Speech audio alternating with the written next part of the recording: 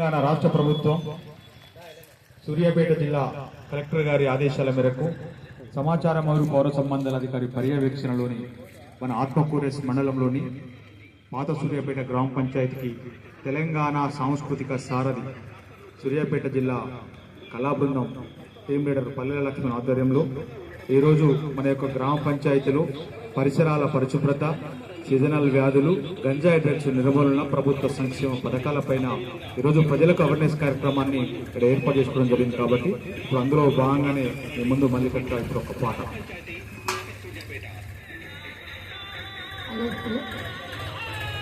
గతరగా మొదలుపెట్టిండు